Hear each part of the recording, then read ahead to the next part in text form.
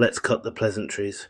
Britain's immigration system is not just broken, it's a scam, a sieve, a neon sign that says, bring your fake documents, bring your fake bank statements, bring your fake degrees, because we're not checking anyway. And now the receipts are out. Families racking up mountains of debt, selling motorbikes, pawning off gold, all to pay shady agents thousands of pounds to get into the UK on student visas made out of fairy dust. Fake bank statements, fake degrees, fake everything. And the Home Office? They waved it through like a bored bouncer at 2 a.m. This isn't incompetence anymore. This borders on criminal negligence. Here's how the con works. Agents on the ground churn out counterfeit paperwork like a corner shop photocopier. Families desperate to get into Britain hand over life savings.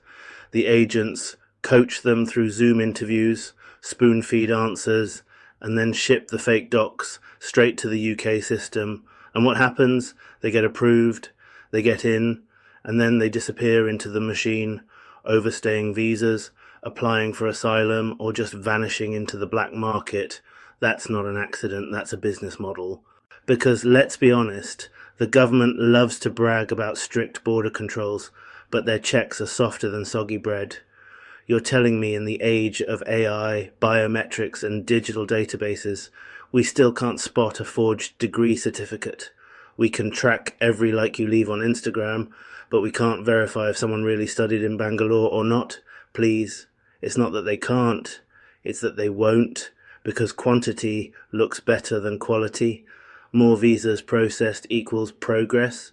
More bodies through the door means the government gets to say, look how efficient we are. Meanwhile, they're importing strangers on paperwork that wouldn't survive a GCSE exam. And who foots the bill when these scams fall apart? You, me, every taxpayer in this country. We're spending millions every single day housing migrants in hotels. We're paying for lawyers. We're paying for appeals. We're paying for NHS treatment. And half the time these aren't even people fleeing war. They're people who bought their way in with fake credentials. They're not students. They're opportunists. And the government's failure to weed them out means Britain is bleeding cash like a slot machine with no off switch. And what's the government's big solution? Text messages. Yes, the Home Office is sending out mass texts warning students, don't overstay your visa or you'll be removed. Texts, as if anyone running a scam cares about a government-issued SMS. That's not enforcement, that's PR. That's the equivalent of yelling, "Stop thief," after the robber's already halfway down the street with your TV. So here's the fix. It's not rocket science. If you can't verify documents, reject them. Period. Demand originals. Demand bank statements that can be cross-checked. If the story doesn't add up, close the case.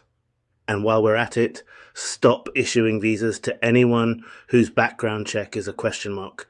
Because right now the government's gambling with our safety, our money and our future just to look compassionate. That's not compassion, that's cowardice. Final thought. Immigration isn't just about who comes in, it's about who we let slip through. And right now the UK has turned into a landing strip for scams. The agents know it, the applicants know it, and the only people still pretending the system works are the ones running it. Fake papers, real consequences. Fake students, real debt. Fake compassion, real betrayal. This is Nubian Narrator news. No spin, no excuses, just truth.